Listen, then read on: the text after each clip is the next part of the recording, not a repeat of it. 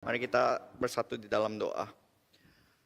Bapa kami yang di surga, kami bersyukur untuk anugerah Tuhan, untuk kebaikan Tuhan, untuk jalan yang Tuhan boleh berikan. Kami berjalan di dalam kebenaran. Kami boleh mengenal Engkau, dan Engkau juga yang boleh mengenal kami satu persatu. Dan Tuhan yang pimpin, kami boleh semakin masuk di dalam pengenalan yang lebih mendalam lagi, melalui firman Tuhan yang Tuhan berikan, minggu demi minggu maupun juga setiap harinya di dalam pembacaan Alkitab. Tuhan, kami berdoa, Tuhan yang menyatakan kehendak-Mu, dan Kau yang berbicara agar satu firman yang diberitakan boleh berbicara secara pribadi di dalam hati pribadi demi pribadi ya Tuhan pada sore hari ini. Kiranya Engkau yang berkarya di tengah-tengah kami. Di dalam satu nama Tuhan kami Yesus Kristus, kami sudah berdoa dan bersyukur. Amin. Silakan duduk Bapak Ibu Saudara sekalian. Judul hari ini adalah God Will Make a Way. Saudara mungkin pernah ingat ya, yang generasi agak atas pernah mendengar lagu yang berjudul yang sama. Dulu dipopulerkan oleh seorang penyanyi yang bernama Don Moon. God will make a way when there seems to be no way. Dan ini saya bawa judul ini sebagai kaitan dengan bagaimana bangsa Israel menyeberangi Laut Merah. Yang kita sudah sampai di dalam eksposisi kitab Keluaran pasal yang ke-14. Kita membahas minggu lalu adalah bagaimana Tuhan membawa mereka keluar, tetapi Tuhan bawa mereka kembali balik untuk berkemah di tepi laut. Dan di belakang padang gurun, di depan itu lautan. Dan ini adalah satu lokasi yang sangat berbahaya, lokasi yang sangat rentan. Jadi ketika mereka diserang dari padang gurun, mereka tidak bisa kabur kemana-mana. Jadi kita bisa lihat di sini justru ada satu poin kenapa Tuhan bawa bangsa Israel ke dalam posisi yang demikian. Dulu saya pernah menonton satu film ya, film perang begitu.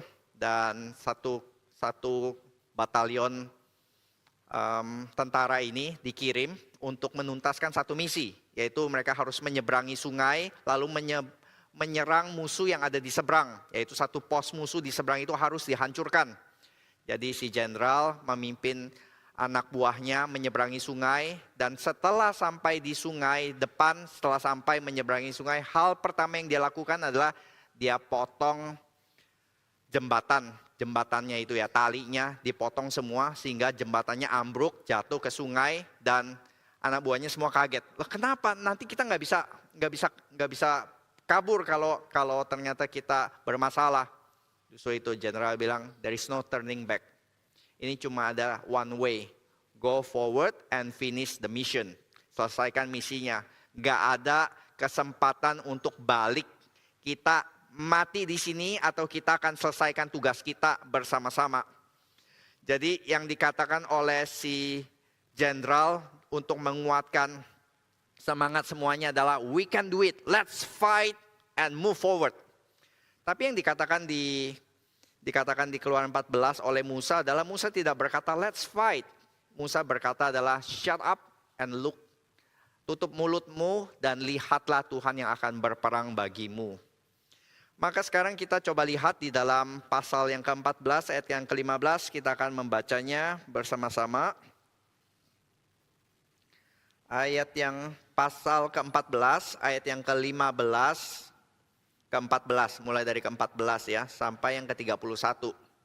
Kita akan baca bergantian, yang pria ayat yang ke-14, yang wanita ke-15, terusnya sampai yang ke-31. Oke, 1, 2, 3. Tuhan akan berperang untuk kamu dan kamu akan diam saja. Berfirmanlah Tuhan kepada Musa, mengapakah engkau berseru-seru demikian kepadaku? Katakanlah kepada orang Israel supaya mereka berangkat. Dan engkau angkatlah tongkatmu dan ulurkanlah tanganmu ke atas laut dan belahlah airnya. Sehingga orang Israel akan berjalan dari tengah-tengah laut di tempat kering. Tapi sungguh aku akan mengeraskan hati orang Mesir, sehingga mereka menyusul orang Israel dan terhadap Firaun dan seluruh pasukannya dan keretanya dan orangnya yang berkuda, aku akan menyatakan kemuliaanku. Maka orang Mesir akan mengetahui bahwa akulah Tuhan apabila aku memperlihatkan kemuliaanku terhadap Firaun, keretanya dan orangnya yang berkuda. Kemudian bergeraklah malaikat Allah yang tadinya berjalan di depan tentara Israel lalu berjalan di belakang mereka. Dan tiang awan itu bergerak dari depan mereka lalu berdiri di belakang mereka. Demikianlah tiang itu berdiri di antara tentara orang Mesir dan tentara orang Israel. Dan oleh karena awan itu menimbulkan kegelapan, maka malam itu lewat. Satu tidak dapat mendekati yang lain semalam-malaman itu. Lalu Musa mengulurkan tangannya ke atas laut, dan semalam-malaman itu Tuhan menguakkan air laut dengan perantaraan angin timur yang keras, membuat laut itu menjadi tanah kering, maka terbelahlah air itu. Demikianlah orang Israel berjalan dari tengah-tengah laut di tempat kering, sedang di kiri dan di kanan mereka air itu sebagai tembok bagi mereka.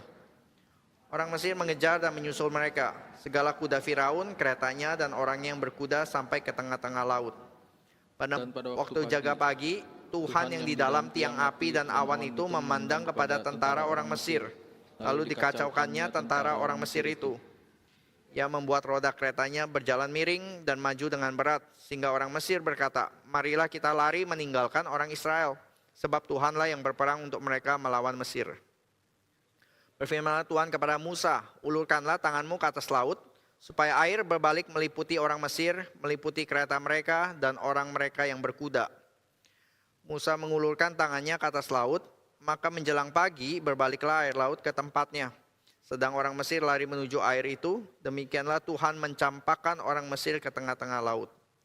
Berbaliklah segala air itu lalu menutupi kereta dan orang berkuda dari seluruh pasukan Firaun yang telah menyusul orang Israel itu ke laut. Seorang pun tidak ada yang tinggal dari mereka. Tetapi orang Israel berjalan di tempat kering dari tengah-tengah laut, sedang di kiri dan kanan mereka air itu sebagai tembok bagi mereka. Demikianlah pada hari itu Tuhan menyelamatkan orang Israel dari tangan orang Mesir. Dan orang Israel melihat orang Mesir mati terhantar di pantai laut. Ketika dilihat oleh orang Israel betapa besarnya perbuatan yang dilakukan Tuhan terhadap orang Mesir, maka takutlah bangsa itu kepada Tuhan dan mereka percaya kepada Tuhan dan kepada Musa hambanya. Saudara, hari ini, minggu ini kita tidak akan membahas keberatan-keberatan sains terhadap pembacaan pasal ini. Misalnya ini menyeberanginya di lokasinya di mana dan bagaimana itu air laut bisa terbelah.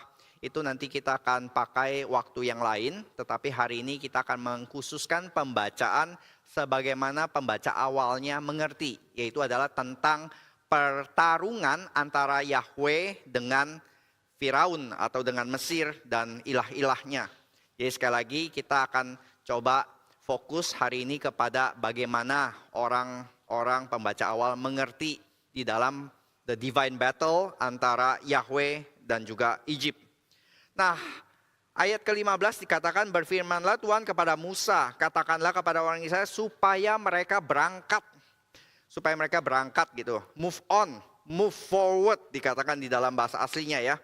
Karena sejak saat ini Tuhan akan mengajar bangsa Israel untuk tidak look back. Tidak pernah look back, lihat ke belakang lagi. Tetapi mereka harus selalu lihat ke depan dan berjalan ke depan. Kita akan lihat di dalam pasal-pasal berikutnya, setiap kali bangsa Israel nanti mengalami kesulitan, hal pertama yang mereka lakukan adalah look back. Karena mereka akan mengingat masa-masa lalu yang indah, mereka akan mengingat nostalgia bagaimana mereka hidup lebih gampang di belakang. Ada yang look back karena kondisi sekarang itu susah, sedangkan kondisi masa lalu terkesan lebih indah, lebih gampang. Dulu di NTU, waktu saya masih di Singapura, ada satu teman saya kuliah, kita tinggal bersama ya, di ngekos, kita sewa satu rumah, kita bersama-sama. Lalu teman saya ini diputusin pacarnya. Lalu setelah diputusin pacarnya, saya bisa melihat apa itu akibat putus cinta. Jadi setiap sore dia di sofa, oi, sudah jangan ganggu aku, biarkan aku sendiri. Lalu kita sebagai teman tidak tega meninggalkan dia sendiri ya, sampai membusuk di sofa. Lalu kami berusaha untuk menghibur dia lah, menghibur dengan come on lah. Wanita masih banyak, masih ada berapa puluh juta wanita gitu, masih ada ribuan wanita di kampus begitu. Bukan dia satu-satunya, enggak, buat aku dia satu-satunya. Aku nggak bisa hidup tanpa dia, Her. saya sudah pengen gaplokin dia gitu. Tapi ya sudah, dia masih di dalam kondisi yang sangat-sangat terpukul. Dia makan gak enak, katanya tidur gak enak gitu. Lalu ya saya bilang ya kita move on lah. Lalu saya ajak dia ke Persatuan Pemuda, saya ajak dia ke gereja gitu. Dan satu saat dia bilang, saya sudah nggak tahan lagi nih. Setiap harinya itu susah banget gitu. Dia selalu lihat ke belakang, dia selalu nostalgia. Dulu ya, waktu saya masih sama dia, hari ini nih Sabtu sore ini saya pasti lagi jalan-jalan sama dia gitu, bukan lagi di sofa ini gitu. Lalu selalu lihat ke belakang gitu. Lalu waktu saya bilang move forward gitu, kita fokus ke depan aja. Nggak bisa. Dan fast forward saudara, berapa tahun kemudian dia udah pacaran, dia udah nikah, udah punya anak. Jadi waktu kita lihat ke belakang, orang itu ya dia akan ketawa-tawa bilang, iya ya Her, gue dulu gue goblok banget, bego banget. Gue pikir satu hari gak bisa lewat gitu tanpa dia gitu. Tapi ternyata bisa aja ya, bisa lewat dan sudah dilewati semuanya itu. Tetapi saudara kita bisa lihat di sini ya, memang selalu ada kecenderungan untuk umat Tuhan itu selalu lihat ke belakang. Setiap kali mereka mengalami kesulitan-kesulitan di padang gurun, hal pertama yang mereka lakukan adalah CLBK, cinta lama bersemi kembali, cinta lama kepada Mesir, kepada masakan-masakan, makanan-makanan di Mesir, dan bagaimana Tuhan harus didik mereka untuk selalu keep going forward. Ketika mereka sudah hampir masuk ke tanah perjanjian pun, mereka ngeri melihat apa yang harus mereka taklukkan di depan, mereka berontak dan bilang, mari kita pilih pemimpin yang baru untuk kembali ke Mesir. Jadi ini langkah pertama Tuhan sudah bilang satu hal, yaitu apa? Move forward. Perjalanan iman kita adalah perjalanan maju ke depan, Bapak Ibu Saudara. Bukan perjalanan lihat ke belakang. Tidak peduli saudara perjalanan di belakang masa lalu saudara itu begitu kelamkah atau begitu baikkah. Dan sekarang setelah menjadi Kristen ada perubahan, ada kontras. Seakan-akan saudara akan terus digoda untuk melihat ke masa lalu yang di belakang. Either itu kenikmatan dosa seperti istri Lot yang gak bisa melihat ke depan tapi dia menoleh ke belakang dan akhirnya binasa. Atau seperti yang lain ya saudara, yang kita bisa lihat juga bagaimana mereka itu akhirnya tidak bisa dipakai Tuhan dengan leluasa karena mereka diikat oleh masa lalu mereka. Nah sekarang kita melihat bagaimana bangsa Israel move forward dan langkah pertama dari mereka move forward adalah menyeberangi lautan ini. Yang seakan-akan impossible karena kita sudah bahas di 2 minggu yang lalu, mereka itu tidak punya pemikiran bahwa ada third option. Option mereka hanya 2, yaitu adalah mereka kembali diperbudak oleh Mesir atau mereka mati di tangan orang Mesir. Tapi Tuhan membukakan satu perspektif yang baru, enggak. Ada option yang lain yang seakan-akan menurut kamu buntu, kamu hanya akan berperang lawan mereka, tapi Tuhan memberikan ada jalan yang sekarang tertutup, tapi Tuhan akan buka dan engkau akan berjalan lewat tanah yang kering itu. Dan menyeberangi laut ini digambarkan sebagai metafora keselamatan dari kehidupan Kristen ya saudara. Saudara bisa terus mendengar bagaimana di dalam kehidupan Kristen selalu balik kepada peristiwa ini. Jadi hari ini event yang kita bahas adalah satu event yang sangat terus-menerus muncul di berbagai pasal di kitab-kitab Alkitab yang lainnya. Bagaimana kita mendengar dari yang namanya keselamatan, yang namanya Christian life, yang namanya salvation adalah dari perbudakan kepada kebebasan, dari Mesir kepada tanah perjanjian, dari budak Firaun menjadi hamba Allah, dari membikin menara menjadi beribadah kepada Yahweh. Nah, sekarang kita akan lihat kita akan fokus kepada 3 hal. Apa sih itu God's salvation? Apakah itu keselamatan daripada Tuhan? Nah, di dalam pasal ini setidaknya kita membahas ada 3 hal yang berkaitan, saling berkaitan, dan bagaimana event tersebut lihat ke belakang dan juga lihat ke depan dan juga fokus pada saat itu. Yaitu adalah yang pertama, tolong ditampilkan. Yang pertama adalah God's salvation is project of recreation. Sangat berkaitan dengan rencana awal daripada Tuhan di dalam penciptaan. Dan yang kedua nanti kita akan bahas adalah bagaimana ini adalah tentang victory over evil. Kemenangan atas kuasa setan, kuasa kegelapan. Dan baru yang terakhir tentang fulfillment, tentang penggenapannya di dalam perjanjian baru yang nanti akan digenapi di dalam Kristus. Jadi 3 hal ini saudara, tentang creation, tentang victory over evil, dan juga fulfillment in New Testament. Kalau kita sekali lagi melihat, hal pertama yang mereka lakukan adalah mereka berjalan di tanah kering. Buat kita mungkin doesn't ring a bell, tidak terlalu familiar dengan cerita Alkitab, tetapi bagi pembaca awal yang sangat familiar dengan cerita Alkitab, mereka akan langsung mengkonekkan dengan Kejadian 1 ayat 9, di mana dikatakan, hendaklah segala air berkumpul pada satu tempat sehingga kelihatan yang kering. Saudara ingat ya, di dalam penciptaan hari yang kedua, Tuhan memisahkan air yang di atas dengan air yang di bawah. Hari yang ketiga Tuhan memisahkan lautan dari daratan.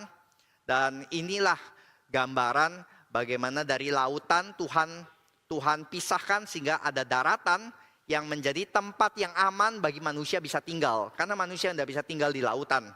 Jadi harus ada daratan di mana mereka bisa berkarya, mereka bisa hidup dengan baik. Dan di sini seakan-akan mau dikatakan dari chaos lautan tersebut Tuhan bikin satu tempat yang aman untuk mereka bisa tinggal. Dan sekarang sama di tengah-tengah kekacauan, bahaya yang sedang di depan mata mereka, mereka melihat Tuhan membuat satu jalan yang kering supaya mereka bisa lihat, mereka bisa berjalan di atasnya. Jadi kita bisa melihat karya keselamatan ini sangat berkaitan dengan karya penciptaan Tuhan. Dan ini yang tidak boleh dipisahkan, Allah pencipta adalah juga Allah penebus. Allah yang menebus kita adalah Allah yang menciptakan kita. Dan di perjanjian baru misalnya ya, ketika Nikodemus berkata bagaimana kita bisa diselamatkan, dan Tuhan berkata, yaitu kamu diselamatkan kecuali kamu tidak akan masuk ke dalam kerajaan Allah kecuali kamu dilahir barukan. Nah, ada penafsir yang coba konekkan 2 ayat ini ya saudara, bagaimana yang namanya keselamatan adalah kelahiran baru, dan di sini keselamatan adalah melewati tanah kering, lewat air.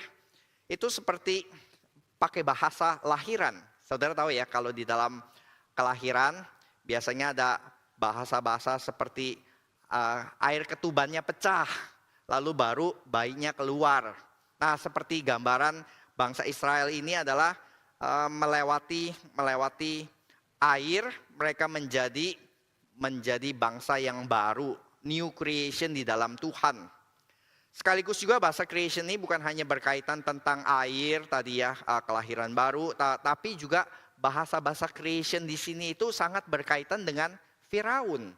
Karena Firaun di dalam kitab Exodus itu dari pasal-pasal pertama itu sudah digambarkan sebagai tokoh yang sangat melawan rencana penciptaan Tuhan. Anti-creation force, kita bisa bilang. Anti-creation figure. Allah yang punya rencana di dalam penciptaan, dikatakan ya kepada Adam dan Hawa, engkau beranak cuculah dan penuhilah bumi. Dan di dalam kejadian, di dalam kitab Keluaran pasal yang pertama, seakan-akan ideal Tuhan ini ya, rencana Tuhan ini mulai tergenapi. Coba tampilkan, bisa ya di dalam Keluaran pasal yang pertama ayat yang ke-7 dikatakan orang Israel beranak cucu dan tidak terbilang jumlahnya. Bertambah banyak dan dengan dahsyat berlipat ganda sehingga negeri itu dipenuhi mereka. Ini bahasa-bahasa Kejadian 1 saudara. Bagaimana Kejadian 1 sekarang mulai tergenapi di dalam Keluaran pasal yang pertama. Sudah mulai ini, proyek kejadian ini sudah mulai tergenapi. Tetapi di ayat-ayat berikutnya muncullah Firaun yang tidak mengenal Yusuf, dan Firaun ini tidak suka dan menindas dan meriset proyek tersebut dengan melemparkan bayi-bayi orang Ibrani tersebut ke sungai. Jadi dari pasal pertama Firaun sudah digambarkan sebagai tokoh yang sangat melawan Yahweh dan rencananya terhadap penciptaan. Dan ini Kita juga sudah bahas di dalam tulah demi tulah bagaimana Tuhan menghukum Firaun ini. Oke, kamu nggak suka penciptaan, kamu nggak suka my plans over the nature, aku akan hukum kamu juga dengan natural law. Ya, Tuhan air menjadi darah, katak, nyamuk, lalat pikat, hujan es, sampar, kegelapan. Seakan-akan Israel itu Mesir dikacau balaukan dengan natural forces yang Tuhan kirim. Seakan-akan mereka back kepada chaos lagi. Itu yang pertama saudara, bagaimana di dalam Tuhan keselamatan kita itu adalah momen kita itu dilahirbarukan. Kita mendapatkan new beginning. Bangsa Israel sudah boleh move on daripada masa lalu mereka dan mereka sekarang mendapatkan identitas baru. Mereka bukan lagi budak, tapi mereka adalah bangsa yang bebas. Mereka bukan lagi diikat untuk bekerja keras, tapi sekarang mereka boleh menikmati Sabat. Dan ini identitas baru kita, ini adalah sesuatu yang kita bisa berkata. Jadi saudara tidak usah lagi diikat oleh identitas-identitas masa lalu. Di dalam Kristus kita mendapatkan identitas yang baru. Kalau sebelumnya seorang yang mabuk-mabukan mendapat predikat a drunkard, ya, si pemabuk. Sekarang di dalam Kristus dia bisa berkata, aku bukan lagi pemabuk, tapi aku adalah anak Allah. Aku dulu adalah diikat oleh dosa-dosa ini, saudara bisa sebutkan dosa-dosa apa? Tetapi sekarang saya punya identitas yang baru di dalam Kristus. Nah itu yang pertama saudara, ketika kita ada berkaitan dengan creation, kita dikatakan adalah yang lama sudah berlalu, yang baru sudah datang. Yaitu apa? Yaitu hidup yang baru, identitas yang baru, tujuan yang baru, dan juga satu desire yang baru untuk menyembah Yahweh. Yang kedua kita akan bahas adalah tentang kemenangan atas evil. Victory over evil. Ironisnya saudara, di dalam kemenangan dari orang Israel kepada orang-orang Mesir, dikatakan ayat yang ke-24 ya, saya bacakan sekali lagi, ayat ke-24. Dan pada waktu jaga pagi, Tuhan yang di dalam tiang api dan awan itu memandang kepada tentara orang Mesir. Lalu dikacaukannya tentara orang Mesir itu. Saudara, kemarin saya nonton film tentang ini ya, Lord of the Ring gitu. Itu yang namanya orcs, itu kan takut kepada terang ya. Jadi mereka itu kayak vampire gitu. Kalau udah kena siang, kena matahari, mereka langsung ini. Jadi yang sedang lawan orc, manusia atau elfnya itu bersyukur banget sudah hampir terkepung, tapi matahari pagi mulai muncul dan orcs ini yang hampir mengepung mereka nggak berani maju lagi karena sudah ada cahaya matahari. Wah, mereka seakan-akan manusia ini mendapatkan power yang baru dari sinar matahari ini. Itu yang harusnya terjadi saudara, ketika orang-orang Mesir itu menyembah dewa Ra, dewa matahari. Mereka berkata, oke lah kami kalah, semalam-malam ini kami nggak bisa datang mendekat. Tapi nanti kalau matahari muncul di timur, kami akan dapat kekuatan. Ra bangkit, Ra akan membela kami, Ra akan menghancurkan Yahweh. Tetapi itu tidak terjadi saudara. Mereka mungkin lupa ya, di tulah ke-9 Ra sudah tidak berdaya di dalam kegelapan. Tapi mungkin itu yang masih menjadi pengharapan mereka, dan yang harusnya pagi mereka mendapat kemenangan, dikatakan di sini adalah justru pagi itu mereka dikalahkan. Sekali lagi untuk menyatakan Ra tidak bisa berbuat apa-apa, Firaun yang dikatakan anak Allah juga tidak dapat berbuat apa-apa. Dan ironis satunya lagi adalah di dalam sebuah catatan kuno, orang-orang ahli Mesir menemukan ya satu papirus gitu yang dikatakan yang bertuliskan demikian. Barang siapa yang dicintai oleh raja akan dihormati. Tetapi bagi siapa yang memberontak kepada raja, hukumannya adalah tidak ada kuburan baginya dan mayatnya akan dilemparkan ke dalam air. Jadi ini adalah satu papirus yang menceritakan tentang benefit ataupun juga hukuman bagi orang yang berontak kepada raja. Yang berontak kepada raja nggak bakal dikubur, mayatnya itu bakal dibuang ke dalam air. Tapi yang ini harusnya adalah ancaman bagi musuh-musuh orang Mesir, musuh-musuh Firaun. Tapi yang terjadi adalah justru tentara mereka sendiri, rakyat Mesir sendiri yang tidak dikubur, dan mati dilemparkan ke dalam air. Nah, itu yang gambaran yang kenapa ya kita bisa dapat gambaran di sini ya. Demikianlah Tuhan mencampakkan orang Mesir ke tengah-tengah laut. Seakan-akan ini ironis yang terjadi, kamu maunya musuh begitu malah kamu yang kena. Ayat 28 ya. Dan tidak ada seorang pun yang tinggal dari mereka. Ini juga kata yang dejavu, saudara. Karena kalau kita ingat di dalam tulah keempat, ketika Tuhan mengirimkan lalat pikat, dan juga tulah ke-8 belalang, ketika akhirnya Firaun nyerah, oh tolong, udah ya sudah, saya menyerah deh, tolong minta Tuhan untuk usir semua lalat pikat dan belalang ini.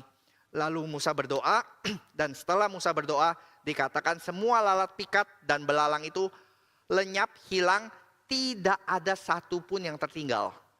Jadi dari ribuan jutaan belalang, besokannya ketika Tuhan selesaikan, saudara nggak bisa tuh cari satu belalang pun di rumah yang kemarin sepanjang hari atau seluruh lantai penuh dengan belalang, besokannya nggak ada satupun.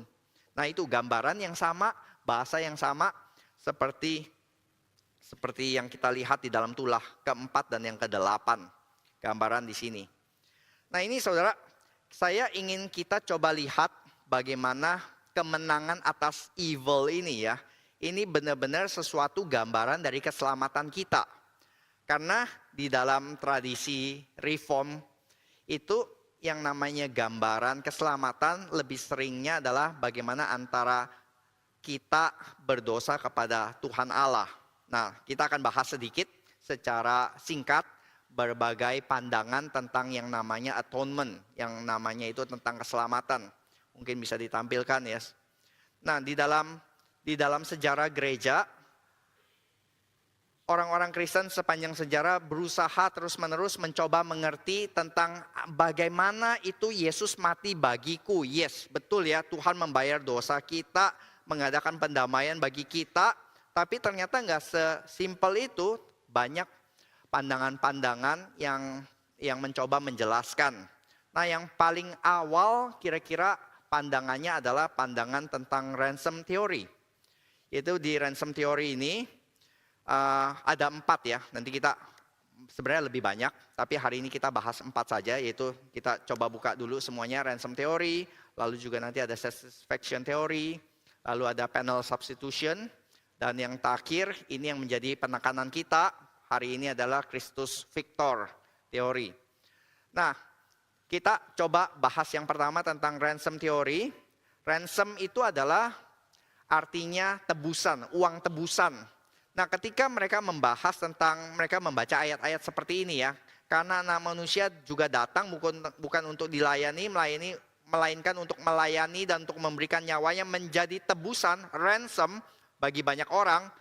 Maka bapak-bapak gereja pada awal-awal itu berpikir ya, kalau anak saya ditebus, maka saya harus bayar uang tebusan. Nah, pertanyaan berikutnya adalah uang tebusannya bayar ke siapa? Nah, karena mereka di awal-awal sejarah gereja, mereka itu benar-benar sangat ditindas. Mereka itu benar-benar mengalami yang namanya kejahatan, evil, pembunuhan, genocide gitu. Mereka sangat penuh dengan yang namanya itu pertarungan antara terang dan gelap. Antara hidup dan mati itu benar-benar real gitu ya. Penuh dengan darah. Karena itu ransom teori itu di dalam sejarah gereja, mereka mengertinya pembayaran ini dilakukan oleh Allah kepada setan. Setan itu dilihat yang mempunyai hak atas hidup manusia, setan yang menyandera manusia berdosa, dan Bapa menggunakan nyawa anaknya untuk membeli hak ini dari setan. Jadi saudara mulai mencium kayaknya something wrong ya dari pemahaman kayak begini. Kalau saudara mulai lihat something wrongnya di mana saudara? Something wrongnya adalah kok Tuhan seakan-akan nggak powerful enough ya untuk bisa menaklukkan. Biasanya kita bayar uang tebusan kan karena si penculiknya lebih hebat gitu, lebih berkuasa sehingga kita tidak berdaya. Jadi pandangan ini ya, problemnya adalah kok setan jadi super powerful ya, sehingga Tuhan Allah Bapa itu seperti harus main bisnis, harus tukaran, harus membayar uang tebusan, seakan-akan setan itu juga as powerful as God gitu. Setan yang menang, yang mendapatkan uang tebusan. Maka di abad ke-11, Anselm, bapak gereja yang bernama Anselmus, merevisi teori ini gitu. Dan dikatakan enggak, pembayaran tebusan ini bukan membeli dari setan atau memuaskan setan supaya setan dapat uang tebusannya. Tapi pembayaran ini adalah untuk memuaskan murka Allah atas dosa-dosa kita. Makanya nama teori ini adalah satisfaction. Yaitu Tuhan murka dan murkanya ini harus diredakan. Diredakan ya, didinginkan gitu. Nah, ini ayatnya dari Roma 1 ayat 18 kira-kira. Salah satu ayat yang mendukung pandangan ini. Sebab murka Allah nyata dari surga atas segala kefasikan dan kelaliman manusia yang menindas kebenaran dengan kelaliman. Nah, Anselmus melihat gini, manusia berdosa harus dihukum di bawah murka Allah. Tapi Allah juga mengasihi manusia. Sehingga Allah yang mengasihi manusia ini memberikan Yesus Kristus yang mati supaya meredakan murka Allah ini. Jadi Yesus menjadi pendamaian bagi dosa-dosa kita dengan cara memuaskan murka Allah. Gitu ya, meredakan murka Allah, namanya satisfaction. Lalu di ayat ke-16 di dalam reformasi, teori ini kembali lebih dipertajam lagi. Dan hari inilah teori atonement yang boleh dibilang klasik ya di dalam pemahaman gereja reform. Itu adalah penal substitution. Penal substitution atonement, tadi ini kan susah ya, diterjemahinnya apa ya? Kalau Google Translate itu adalah pendamaian pengganti hukuman, agak panjang. Nah, dipertajam dalam hal apa? Yaitu dipertajamnya begini ya. Kalau saudara mungkin pernah mengalami atau pernah di dalam situasi di mana dilahirkan di dalam keluarga yang abusive gitu, saudara akan mendapatkan gambaran Tuhan itu seperti yaitu bapak yang suka ngamuk gitu ya, yang abusive gitu. Dan supaya dia misalnya baru pulang marah-marah lalu dia gebukin anaknya gitu.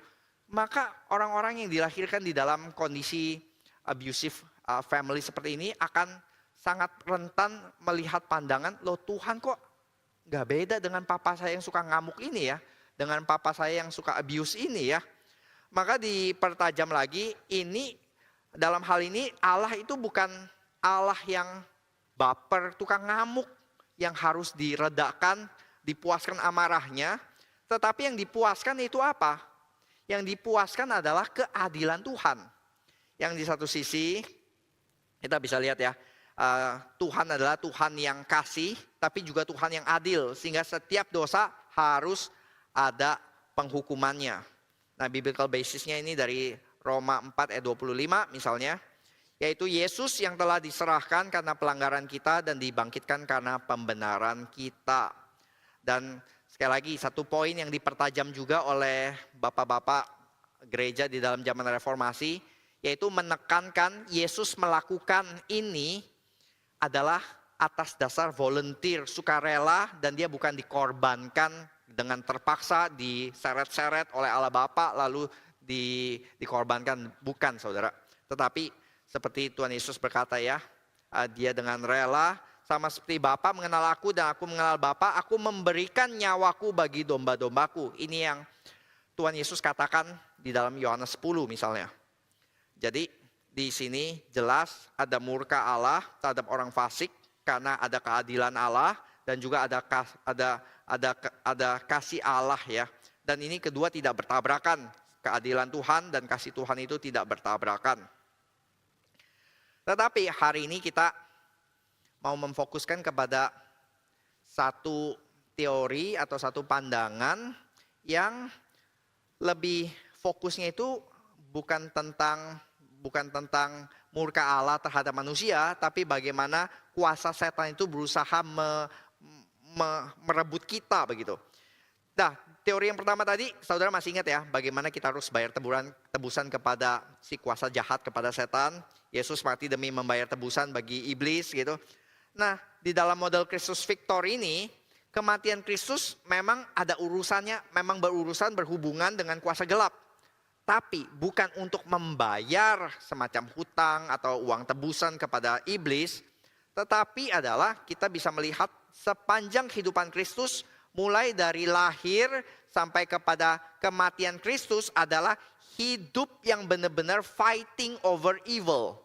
Dia waktu lahir sudah hendak dihabisi oleh Herodes ya. Sudah harus lawan dengan ini. Mulai pelayanan sudah langsung berlawanan atau digoda oleh iblis. Gitu. Sampai terakhir juga harus mati di kayu salib. Nah, ini satu ayat yang kita bahas, yaitu adalah di 1 Yohanes 3 ayat 8. Barang siapa yang tetap berbuat dosa berasal dari iblis, sebab iblis berbuat dosa dari mulanya. Untuk inilah anak Allah menyatakan dirinya, yaitu supaya ia membinasakan perbuatan-perbuatan iblis itu. Jadi sekali lagi saudara, di sini, di dalam pandangan ini adalah yang important dari kematian Kristus adalah bukan untuk bayar uang tebusan, tetapi justru untuk mengalahkan iblis. Sehingga kematian Kristus adalah kemenangan mutlak atas evil. Dan ini yang kita lihat bayang-bayangnya atau metaforanya atau tipologinya sudah ada di sini. Bagaimana bangsa Israel itu melewati Laut Merah dan semua musuhnya itu berhasil diberantas hingga habis. Sehingga mereka tidak lagi harus khawatir, mereka tidak usah takut lagi bahwa ada kekuatan-kekuatan yang dulu pernah memperbudak mereka, sekarang bisa memperbudak mereka lagi. Tuhan berkata, sudah tuntas. Sama seperti Kristus di kayu salib sudah berkata, sudah selesai. Kamu tidak perlu lagi khawatir, kamu tidak perlu lagi takut terhadap mereka. Jadi ini ya saudara yang kita bisa lihat di dalam keselamatan. Itu juga terutama adalah bagaimana saudara mengalahkan, atau lebih tepatnya bagaimana Kristus di dalam hidup saudara mengalahkan segala kuasa-kuasa kegelapan, mengalahkan segala ikatan dosa di dalam diri kita. Sehingga itulah yang namanya keselamatan. Kita mendapatkan kemenangan atas dosa dan kegelapan. Nah, sekarang kita masuk ke dalam poin yang ketiga yang melihat ke depan. Kalau sebelumnya poin pertama lihat ke belakang, ke dalam kitab Kejadian. Poin yang ketiga ini melihat ke depan gitu ya. Melihat di dalam kitab Injil dan juga nanti di dalam kitab Wahyu. Bagaimana kemenangan dari Firaun ini akan menjadi penggenapan lebih lanjut lagi di dalam Savior yang lebih final. Karena Saviornya bukan Musa. Saviornya bukan Yosua gitu ya. Savior paling final adalah nanti Yesus Kristus. Nah saudara, kalau kita lihat di sini, nanti di kitab Matius, Injil Matius gitu ya. Injil Matius sendiri sangat-sangat erat dengan, atau sangat-sangat berbau Exodus. Sangat berbau Musa dan Pentateuch, 5 kitab Musa. Saudara kalau melihat bagaimana Injil Matius itu dibagi menjadi 5 bagian besar. Kira-kira seperti 5 kitab Musa. Dan dari pertama saja ketika Yesus lahir, saudara mulai mengendus, Yesus itu digambarkan sebagai the new Israel. Israel yang dulu gagal, sekarang itu mendapatkan kemenangannya atau mendapatkan penggenapannya di dalam diri Yesus Kristus. Dia adalah the new Israel. Israel yang dulu gagal, sekarang Israel dia punya 12 murid seperti bangsa Israel. Dan dikatakan dia hampir dibunuh dan dari Mesir kupanggil anakku. Sempat mengungsi sebentar ke Mesir, lalu dari Mesir kupanggil anakku. Seakan-akan Yesus pernah eksodus dari Mesir. Di situ ya. Lalu di pasal berikutnya, pasal-pasal berikutnya di khotbah di bukit dari pasal 5 sampai ke 7, saudara seakan-akan mendapatkan gambaran, oh ini nih deja vu ketika Musa membawa 10 perintah dan juga membawa perintah-perintah Tuhan turun mengajarkannya kepada bangsa Israel. Dan sekarang Yesus sebagai the new Moses yang mengajarkan firman Tuhan kepada bangsa Israel. Lalu Lukas 9 ayat 31, ketika Yesus terakhir kali hendak menuju kepada Yerusalem untuk menuntaskan misinya, dikatakan ada teofani dan ada penampakan kemuliaan dan ada 2 orang lagi ya, Musa dan Elia di situ. dan Yesus bercakap-cakap, dikatakan berbicara tentang tujuan kepergiannya akan digenapi di Yerusalem. Bahasa aslinya tujuan kepergiannya itu, bahasa aslinya adalah Exodus. Jadi Injil Matius ini seakan-akan mau menggambarkan misi Yesus adalah misi Exodus. Misi keselamatan kita adalah seperti yang digambarkan di dalam kitab Exodus ini. Lalu Ibrani 3 ya, lebih jelas lagi, Yesus benar-benar digambarkan sebagai new Moses or even greater Moses. Sebab ia dipandang layak mendapat kemuliaan lebih besar daripada Musa.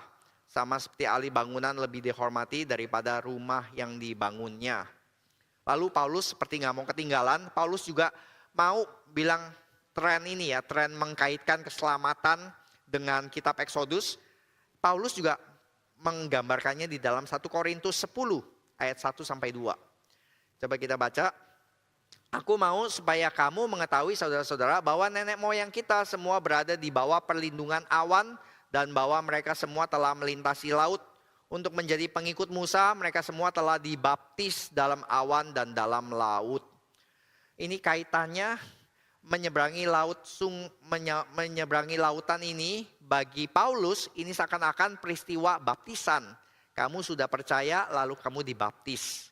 Itu ya, orang Israel ketika melintasi ini menjadi sebuah tipologi baptisan yang akan menyatakan keselamatan kita itu nantinya final di dalam Kristus. Ini yang kita bisa lihat saudara di dalam perikop ini ya.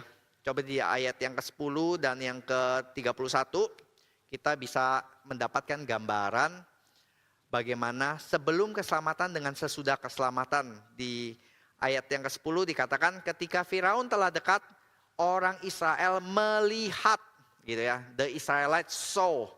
Maka tampaklah orang Mesir bergerak menyusul mereka. Sangat ketakutanlah mereka dan berseru-seru kepada Tuhan. Komplain kepada Tuhan nantinya. Ayat 31. Dan ketika dilihat oleh orang Israel betapa besarnya perbuatan yang dilakukan Tuhan terhadap orang Mesir. Maka takutlah bangsa itu kepada Tuhan. Dan mereka percaya kepada Tuhan dan kepada Musa hambanya itu.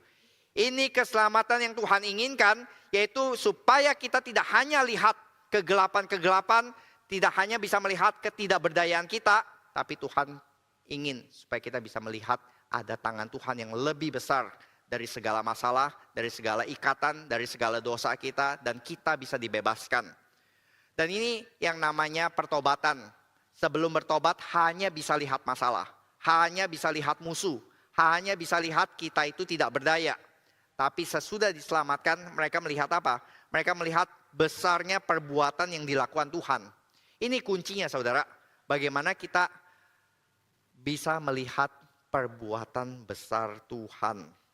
Dan kita lihat urutannya juga ya. Yaitu Tuhan gak tunggu umatnya untuk percaya dulu. Tapi Tuhan selamatkan mereka dulu. Tuhan nyatakan kemuliaannya dulu. Dan setelah mereka lihat baru dikatakan mereka takut. Yang tadinya takut kepada Firaun, sekarang mereka takut kepada Tuhan dan percaya kepada Tuhan dan kepada Musa. Ini pola Alkitab, Tuhan bekerja menyelamatkan kita dulu, baru kita berespon di dalam iman. Apa responnya? Responnya yang kita lihat adalah di pasal ke-15. Saudara, kita bisa melihat di pasal 15, judulnya adalah Nyanyian Musa dan Israel. Ini dari ayat 1 sampai 21. Saudara, kita kalau lihat, baca seluruh pasalnya, ini adalah nyanyian-nyanyian Musa dengan bangsa Israel yang sangat bersukacita melihat keselamatan yang Tuhan kerjakan. Tapi isinya tuh sama saudara dengan pasal 14. Sama persis gitu ya, pengulangan dari pasal 14 tapi dengan cara yang berbeda. Pasal 14 menyajikannya dengan cara narasi, pasal 15 menyajikannya dengan puji-pujian, dengan puisi. Pasal 14 dengan bercerita, pasal 15 dengan berselebrasi. Pasal 14 mereka berjalan di tanah kering, pasal 15 mereka berdansa di tanah seberang.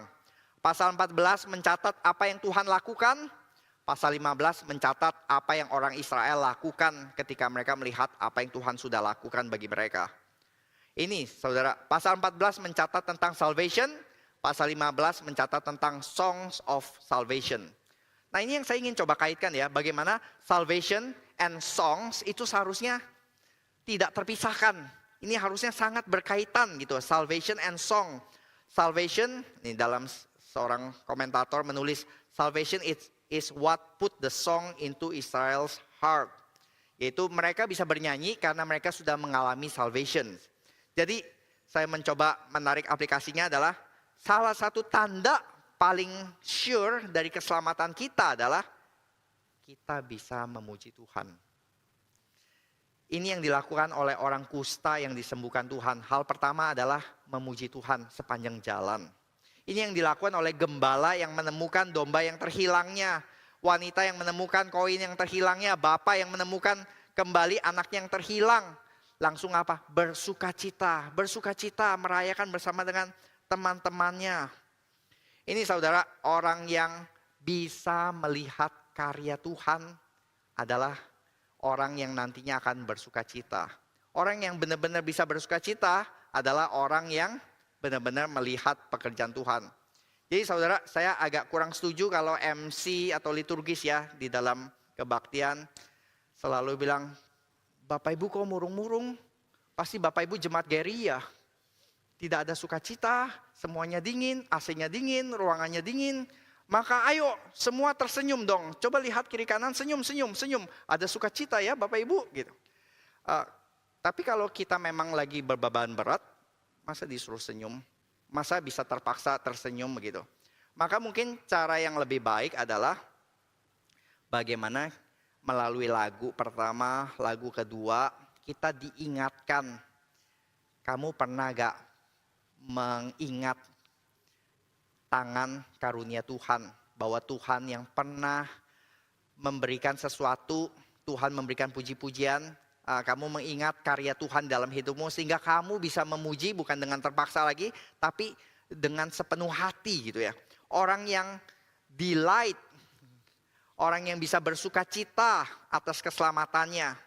Nah saudara, saya khawatir orang yang enggak delight, enggak mengalami delight di dalam keselamatannya atau di dalam kehidupan Kristennya, mungkin masih menghidupi kekristenan sebagai duty. Ini kontras ya, duty and delight.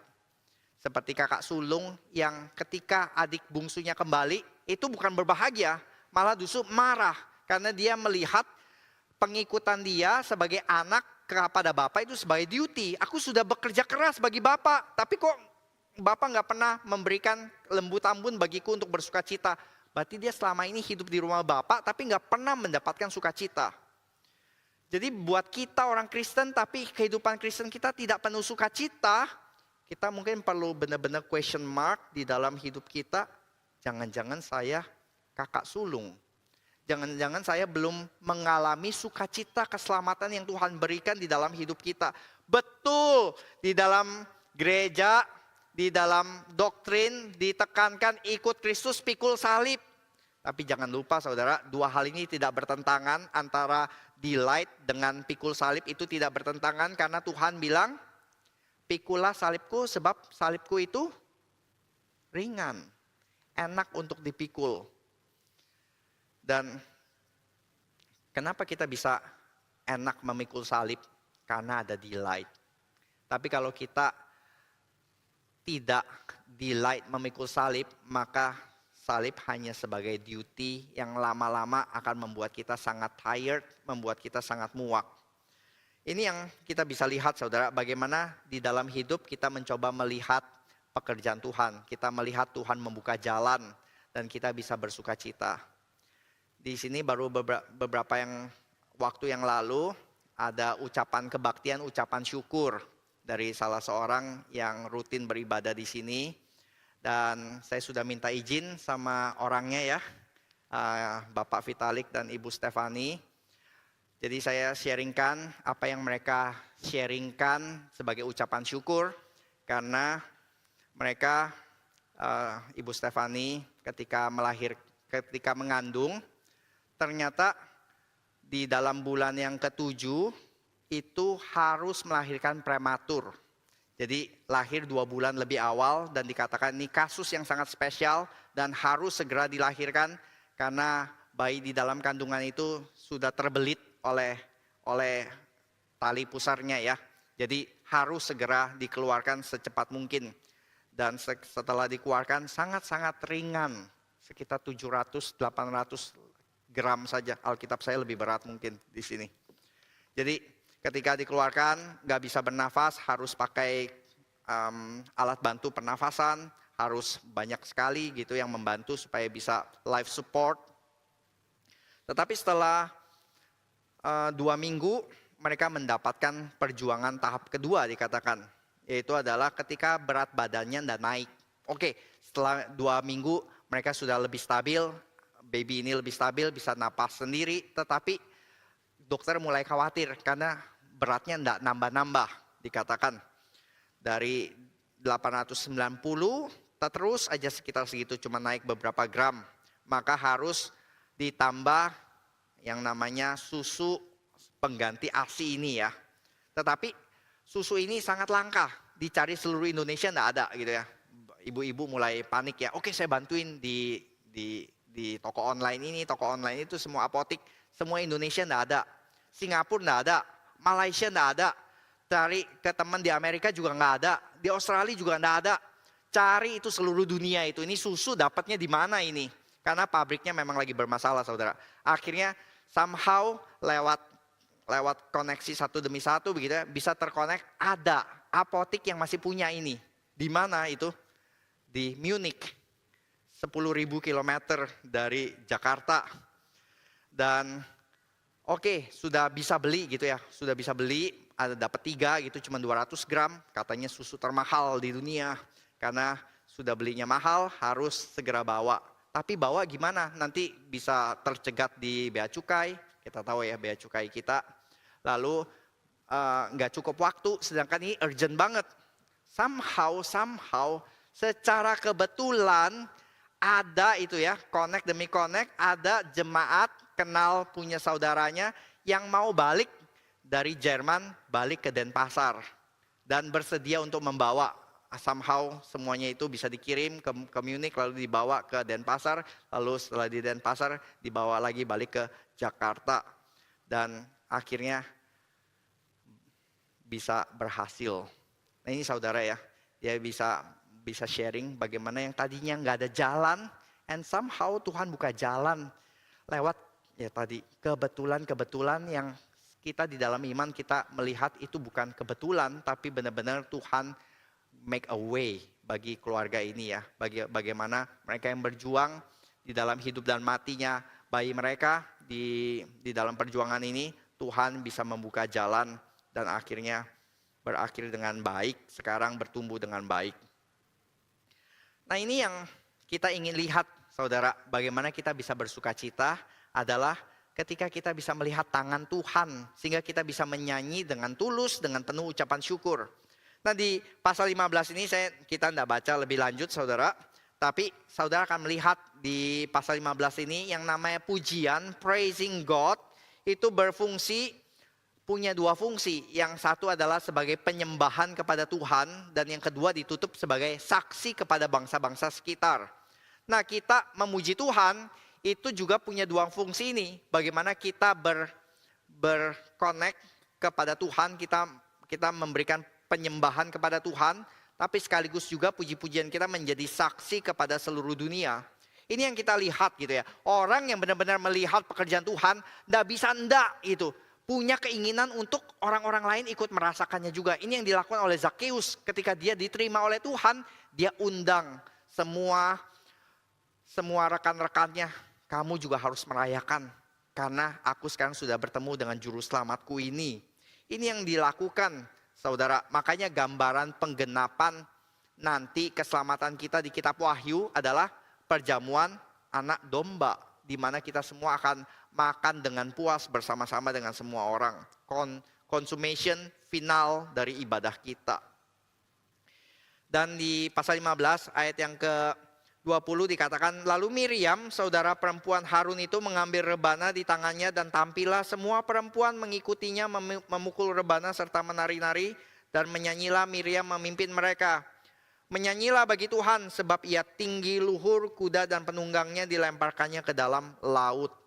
Sekali lagi, wanita-wanita yang sebelumnya tidak ada peran, di dalam peperangan atau di dalam keselamatan ini, yang sebelumnya itu selalu menjadi tokoh pinggiran, sekarang sama kitab Keluaran itu diberikan peran yang cukup sentral untuk bersama-sama memuji Tuhan.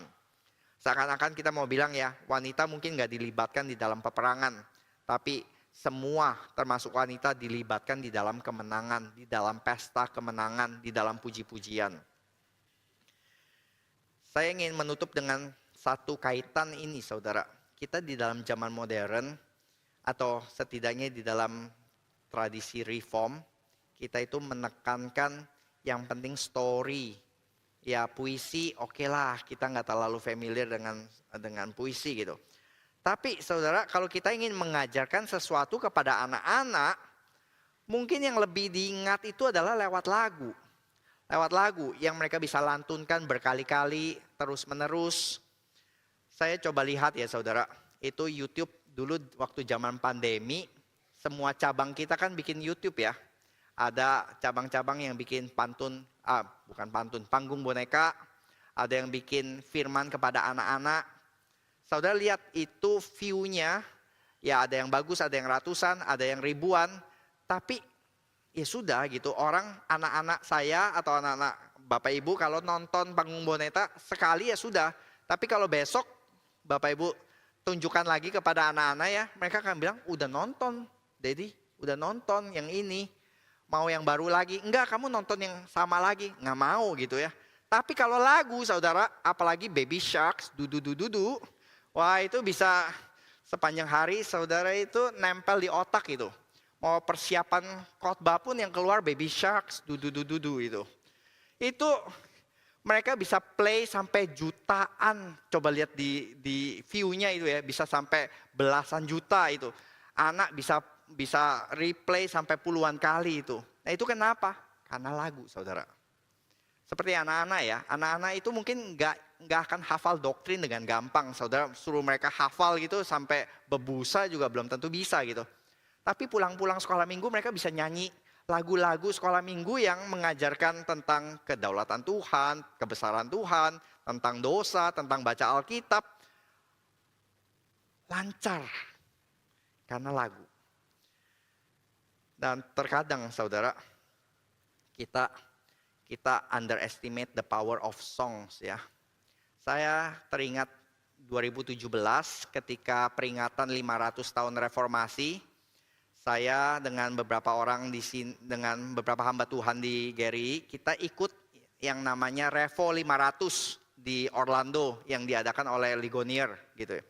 Dan seorang pembicara yang kalau tidak salah ingat saya itu Sinclair Ferguson ya. Sinclair Ferguson bilang gitu, dia cerita di dalam seminarnya, dia bilang dulu saya tuh hampir pernah hilang iman.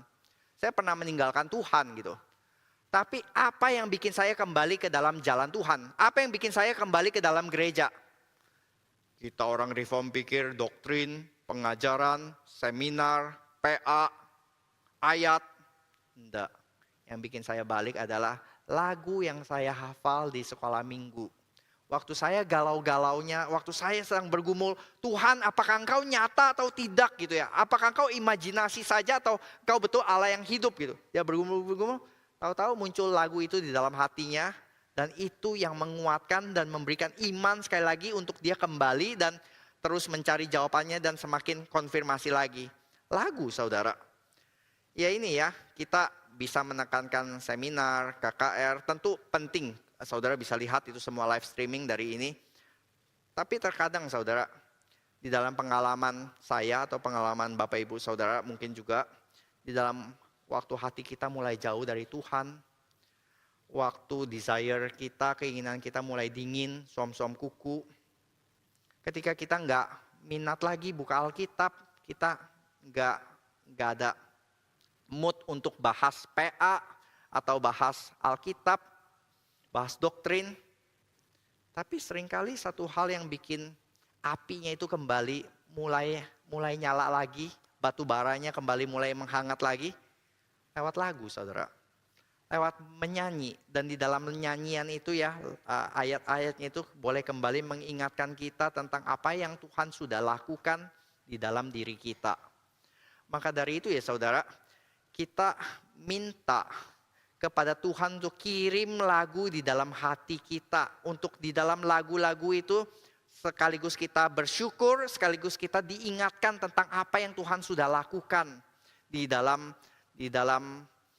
karya penyelamatnya di dalam kayu salib. Karena itu himne, kenapa kita menyanyikan himne? Karena di dalam lagu himne banyak sekali kekayaan tentang kita melihat apa yang Kristus sudah lakukan. Dan saya ingin menutup dengan kita sekali lagi menyanyikan lagu yang kedua, Ada Terang Dalam Hatiku. Mari kita mencoba menyanyikan ini sebagaimana kita seperti orang-orang Israel yang baru saja keluar menyeberang dari lautan. Kita menyanyikan dengan penuh ucapan syukur. Ada terang dalam hatiku, kita nyanyikan ketiga baitnya. Dan setelah itu kita masuk di dalam doa penutup.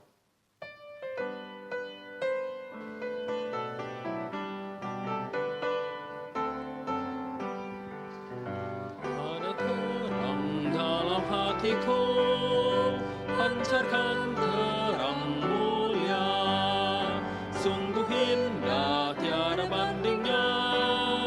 Yesus terangku, terang indah, terang mulia, ada suka dalam hatiku. Sejak kulihat wajahnya, di hatiku kidung dalam hatiku, Kristus Tuhanku puji. Suara hati tiada terdengar, ya tetap berkenan. Terang indah, terang mulia, ada suka dalam hatiku. Sejak kulihat wajahnya, di hatiku ada terang, ada girang dalam hatiku, penuh puji dan kasih. Berkat rahmat Tuhan berikan, hatiku gemerlap. Terang indah, terang mulia, ada suka dalam hatiku. Sejak kulihat wajahnya, di hatiku ada terang. Bapa dalam surga, kami bersyukur ya Tuhan, ya di dalam hati kami ada terang, karena Engkau sudah mengalahkan kegelapan, Engkau sudah mengalahkan kuasa si jahat, sehingga kami seperti bangsa Israel boleh bernyanyi dengan lepas, karena ada keselamatan, ada tangan Tuhan yang sudah berkarya, yang sudah membebaskan kami, sehingga kami tidak diikat oleh masa lalu kami, oleh hidup kami yang lalu, tetapi kami boleh mendapatkan sukacita yang baru di dalam hidup yang dipimpin oleh Kristus. Kami bersyukur ya Tuhan, biarlah lagu demi lagu yang kami naikkan boleh menjadi luapan sukacita yang nyata, karena kami adalah umat tebusan daripada Engkau. Jangan biarkan kami ya Tuhan menghidupi kehidupan Kristen hanya sekadar duty, tapi biarlah delight daripada sukacita yang lahir daripada karya Kristus yang sudah tergenapi di dalam kayu salib, boleh membawa luapan penuh sukacita di dalam hidup kami terus-menerus. Terima kasih Bapak, di dalam nama Tuhan Yesus kami sudah berdoa dan bersyukur. Amin.